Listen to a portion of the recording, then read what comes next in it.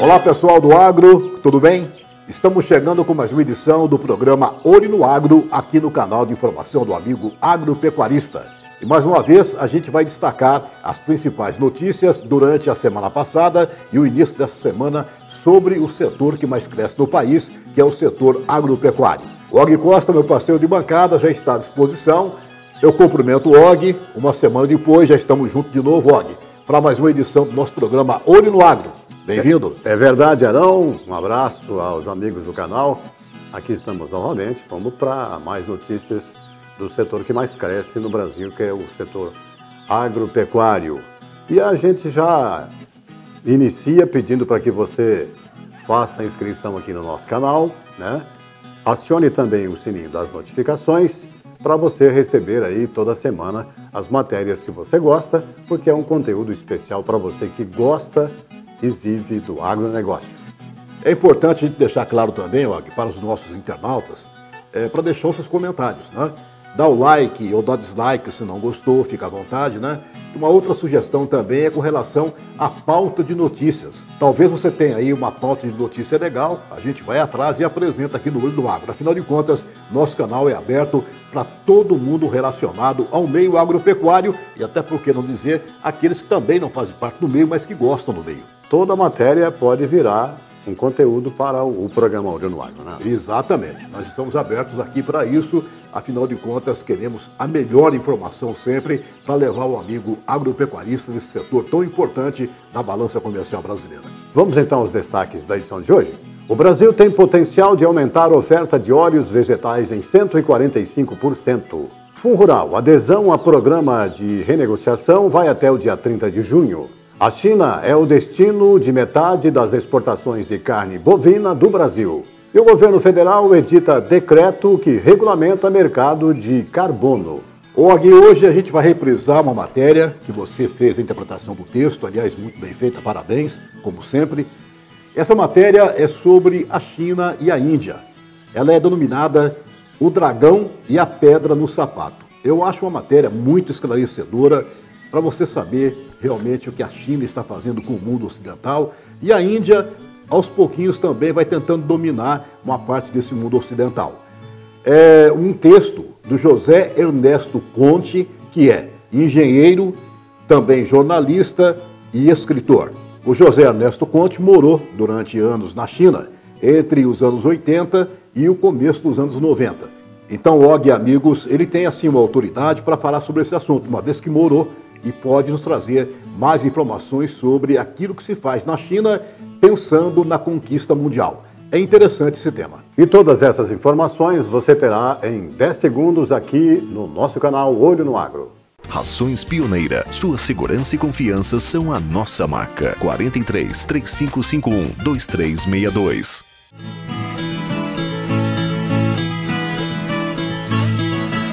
O Brasil tem potencial para muita coisa e que ainda não está explorando, né? Mas aos poucos vai descobrindo e vai começando a explorar. Na semana passada falamos aqui sobre a produção leiteira e também o potencial de se explorar ainda mais os lácteos no país. Começou agora. Por outro lado, agora temos o potencial de aumentar a oferta de óleos vegetais em 145%. Mais detalhes com o Og Costa. A atual produção brasileira de óleos e gorduras vegetais é suficiente para atender a demanda pelo B20, 20% de biodiesel adicionado ao diesel comercial. O amplo potencial de crescimento da produção pode ser feito com o aumento do esmagamento doméstico de soja e de caroço de algodão. Também existem oportunidades nas cadeias produtivas da palma, canola, girassol e amendoim. Esta foi uma das análises feitas pelo economista-chefe da Associação Brasileira das Indústrias de Óleos Vegetais, Daniel Furlan. Se já no curto prazo forem implementadas ações para fortalecer o Programa Nacional do Biodiesel, haverá estímulo ao processamento de oleaginosas e, portanto, mais oferta de óleos e farelos vegetais. Com a maior produção e consumo de biodiesel, o Brasil terá maior segurança energética pela redução da importação de diesel mineral, menor emissão de CO2, melhoria da qualidade do ar, fomento fomento à agricultura familiar e geração de emprego e renda, bem como ampliação da produção de rações animais. Vale destacar que, segundo o levantamento feito pelo Centro de Estudos Avançados em Economia Aplicada, a cadeia produtiva de soja e do biodiesel gerou o PIB de 745 bilhões de reais e mais de 560 mil empregos diretos em 2021. Esse famigerado Fundo Rural entra ano, sai ano e ele continua no STF. Paga, não paga, como é que vai fazer? Afinal de contas, o Fundo Rural apresentou na semana passada a adesão a programa de renegociação e que vai até o dia 30 de junho. Mas vale lembrar que essa questão ainda está no STF, no Superior Tribunal Federal.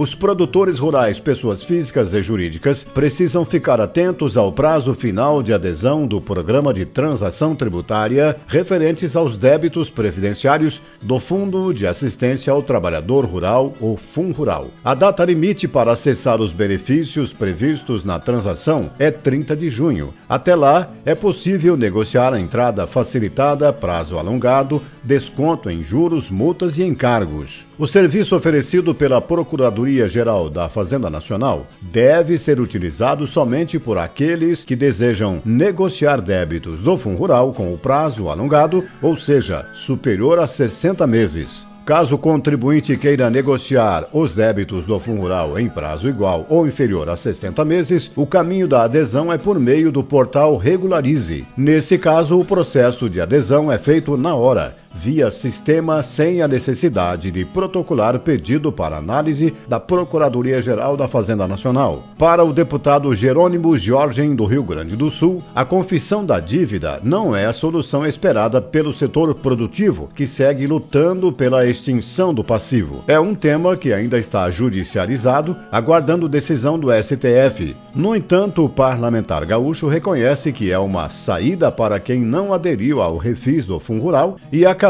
sendo negativado pela Receita Federal.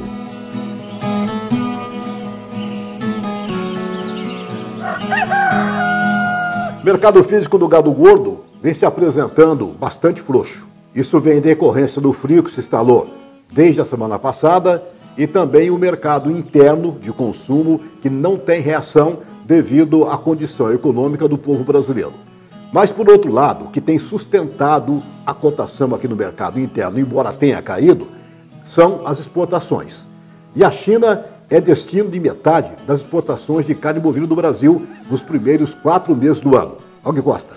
As exportações brasileiras de carne bovina seguem registrando bom desempenho neste ano, sobretudo a China. Segundo dados da SECEX, nos 4 primeiros meses de 2022 foram embarcadas 710.990 toneladas de produtos de origem bovina, in natura, industrializada, miúdos, entre outros. Volume 27% maior que o do mesmo período de 2021. Para a China, especificamente, os envios de carne bovina somaram 341.390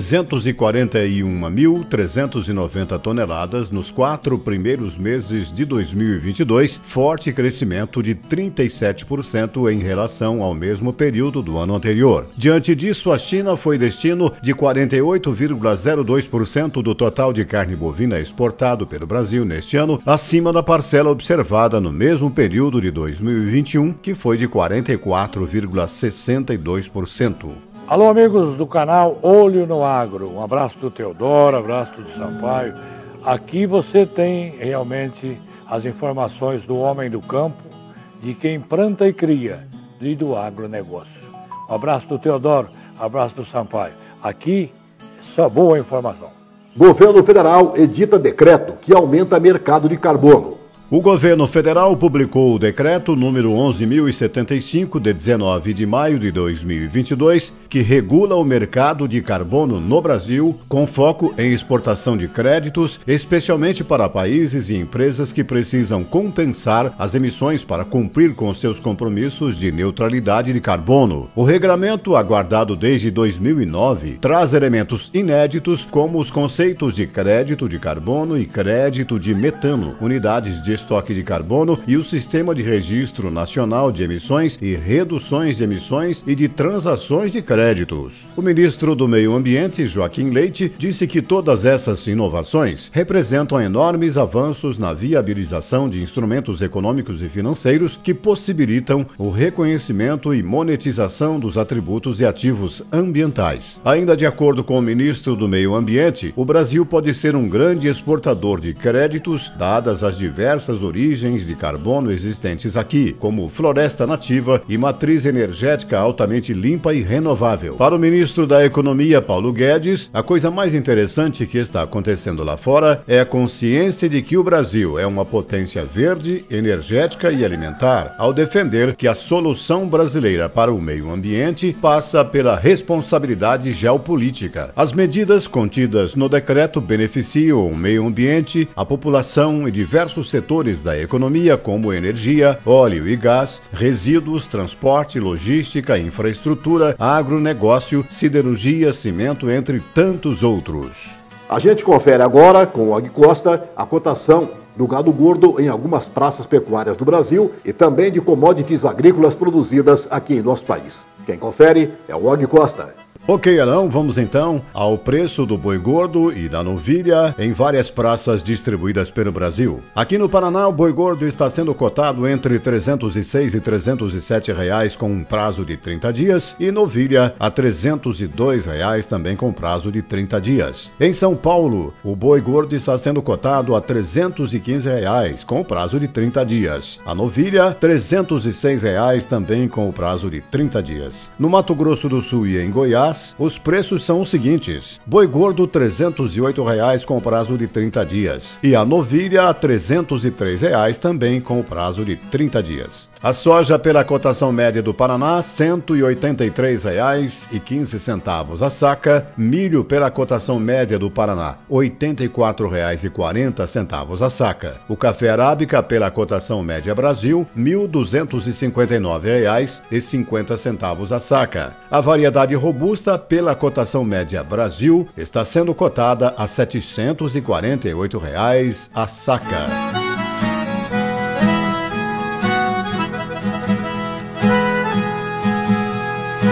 Olho no agro, de olho no tempo. É o momento que você fica sabendo da meteorologia, como fica o tempo nos próximos dias em toda a região do Norte Pioneiro do Paraná. Confira.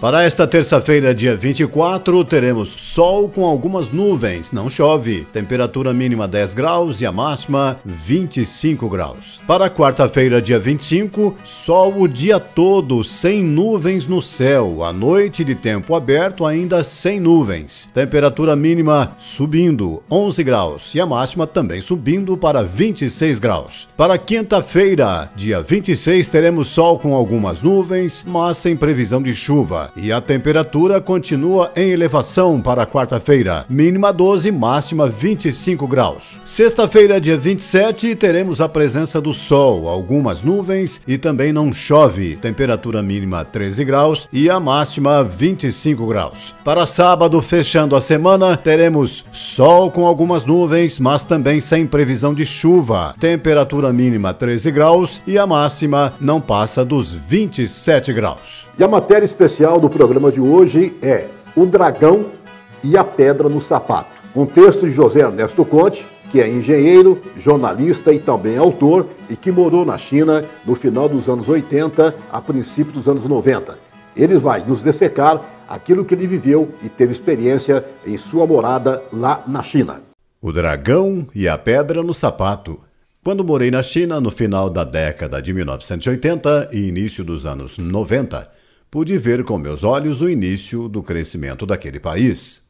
A cultura chinesa, regada pela docilidade de um povo que há mais de 4.000 anos vive sob domínio dos imperadores, a maioria déspota, permitiu que a troca pelo regime comunista não fizesse qualquer diferença para eles, exceto em Hong Kong e Macau, onde os ventos de liberdade sopraram com maior velocidade. Mas o mundo desenvolvido, leia-se Europa e Estados Unidos, percebeu que poderia usar a China a seu favor. Enquanto um engenheiro europeu europeu ganhava $5.000 por mês para trabalhar 36 horas por semana, um chinês trabalharia com muita vontade até 80 horas por semana em troca de apenas $50 mensais. Como não é um país cristão, lá não existe domingo. Era um sonho para as empresas mundiais. Estados Unidos e Europa investiram trilhões de dólares na China por mais de 20 anos seguidos, fazendo com que a economia chinesa crescesse a gigantescas taxas de 12 a 15% ao ano por décadas. Chegamos à década de 2010, com a China ultrapassando as potências europeias e asiáticas e se tornando a segunda potência mundial. Isso acendeu uma luz nas nações mais desenvolvidas, que decidiram reduzir os investimentos na China e os transferiram para a Índia. Entretanto, o ritmo alucinante do crescimento chinês ainda levou alguns anos para sentir o redirecionamento dos investimentos, reduzido suavemente dos 15% para algo em torno de 6%. A Índia agora é a bola da vez, com a economia crescendo a estonteantes 10% ao ano. Mas as nações desenvolvidas não consideraram 2 pontos básicos. Ambos os países, China e Índia, possuem uma população acima de 1,3 bilhão de pessoas e também precisam de muita comida para alimentar a sua população. Uma pequena ascensão social de 10% da população por conta do aumento de oportunidades de trabalho e renda representa toda a população de vários países europeus. Isso tem levado os chineses e indianos a, entre aspas, invadirem os países mais pobres, seja da Ásia ou da África, para a semelhança do que a Europa fez nos séculos passados, explorar todas as riquezas desses países pobres. Se apenas 1% dos 10% mais ricos desses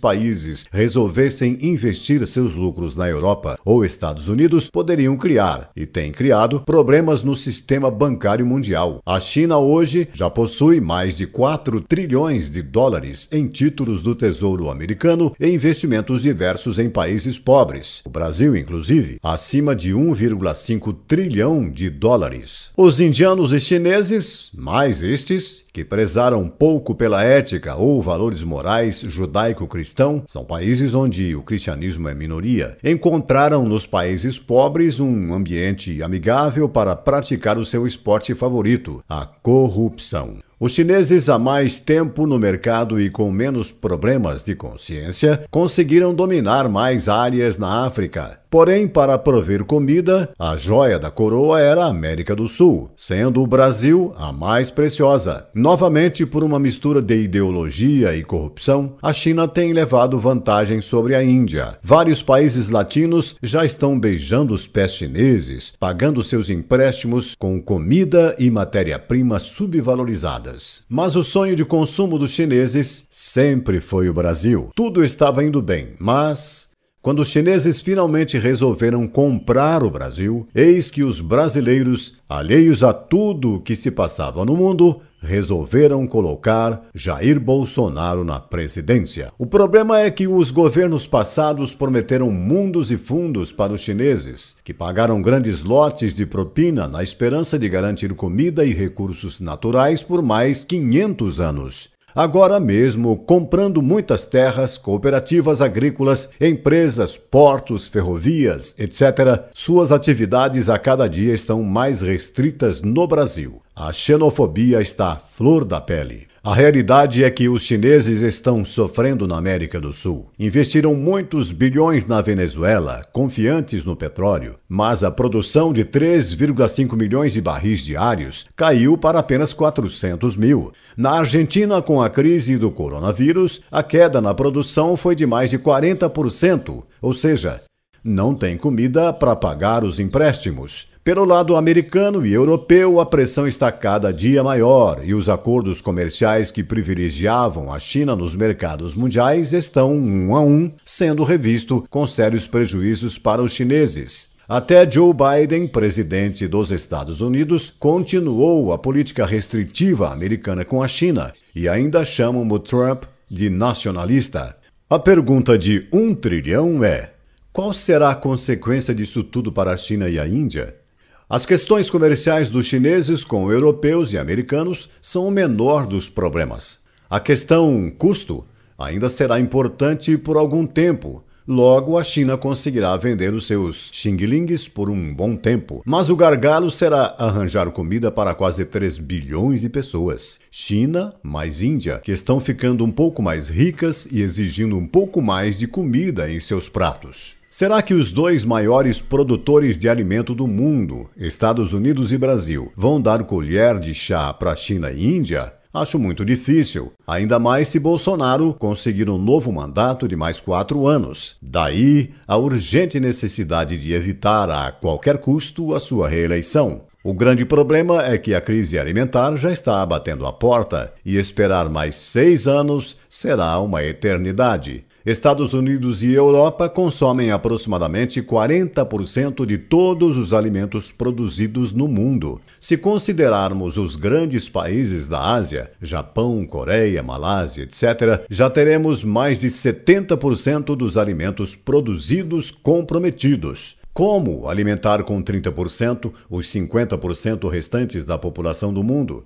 Não tem mágica nem matemática. Em pouco tempo teremos fome nesses pobres países ricos. Estamos falando de muitos milhões de pessoas sem comida suficiente para viver. Consegue entender agora a razão de todo esse esforço da China aliada aos governadores de esquerda para destruir o governo Bolsonaro? É uma questão de sobrevivência. Só resta a China e, por tabela, a Índia tomar o maior celeiro de comida do mundo. Se não tomarem o Brasil, além de boa parte da população desses países passar fome, o preço das commodities vai disparar nos mercados mundiais. Recentemente, o presidente Emmanuel Macron disse que vai separar áreas na França para plantar soja. Hoje isso parece uma piada, pois o custo de 1 tonelada de soja na França deve ser 30 vezes maior que no Brasil. Mas e daqui a 10 anos, quando faltar soja no mercado? Macron pode ser tudo, menos louco.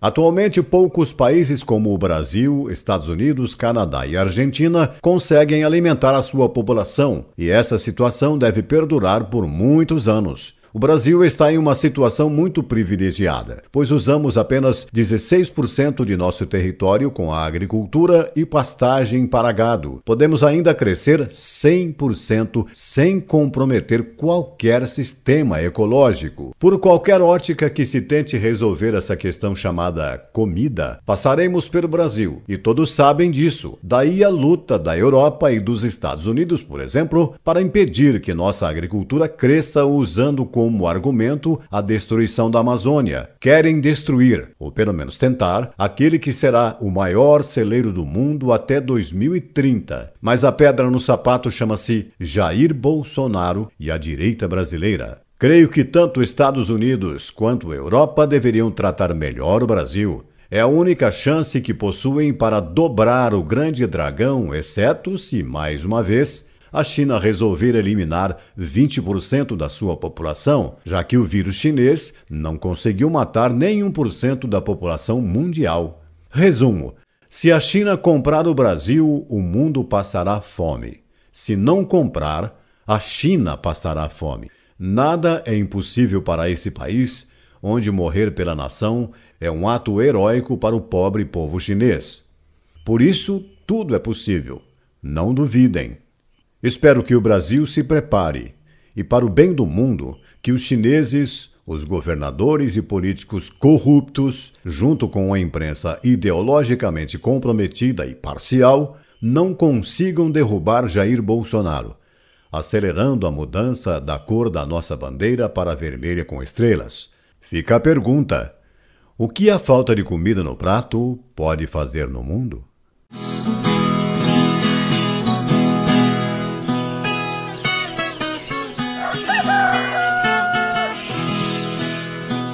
Ô, gente, estamos finalizando mais uma edição do programa Olho no Agro, aqui no canal de informação do amigo agropecuarista. Lembrando que, na próxima segunda-feira, dia 30, tem leilão na Estância Carranca com um gadão de primeiríssima qualidade. Já temos muitos animais inscritos para o leilão do próximo dia 30 na Estância Carranca. Antes da gente encerrar, Og, quero mais uma vez fazer o convite para o pessoal que ainda não viu assistir a entrevista, o bate-papo, a prosa que tivemos com o Teodoro, que foi ao ar na última quinta-feira. Bastante interessante, muito amena, uma prosa, né, Daniel? Que foi assim, bem leve e com certeza eu me diverti, a equipe toda se divertiu. Afinal de contas, o Teodoro é uma pessoa fantástica, carismática e bastante humilde. Quem não assistiu, pode assistir em nosso canal Olho no Agro. Ok, muito obrigado mais uma vez aqui por estar com a gente. Semana que vem tem mais. É verdade, Arão? Um bate-papo com o Teodoro tem muita coisa para contar. Hoje né? tem história, hein? É muita história, é muito sucesso, é muitos shows pelo Brasil, né? 40 anos agora da dupla Teodoro e Sampaio. Da dupla, 40 anos. Mas ele está na estrada, ó, já do tempo do Zé Tapé e Teodoro. Verdade. Faz Do seu tempo, né? Muito. Bem tempo. Bem tempo. Zé Tapé e Teodoro fez muito sucesso. E eu me lembro que nessa época eu estava em Ourinhos, trabalhando em Ourinhos. Então a gente rodava por aí. Rodava um pouquinho. E o Teodoro e Sampaio já era sucesso em todo o Brasil. Então tá aí, muito obrigado. Sempre lembrando que você assiste aqui o Olho no Agro, mas não é inscrito, se inscreva no nosso canal, acione o sininho, né? Deixa o seu joinha, se não pode ser o dislike também, não tem problema, comenta. Qualquer comentário seu pode se tornar uma matéria, não é isso? É importantíssimo demais a interação dos nossos internautas com a gente. Exatamente. Para produzir matérias diferentes. Enfim, você é muito importante nesse processo de crescimento do nosso Olho no Agro. Portanto, participe, né? Deixa o like, se não gostou, dislike, comentário, né? Acione o sininho. Enfim, queremos que você se sinta em casa em nosso canal Olho no Agro. Até semana que vem. Gente, um abração bastante apertado em toda a família. Tenham todos uma ótima semana e até segunda-feira que vem.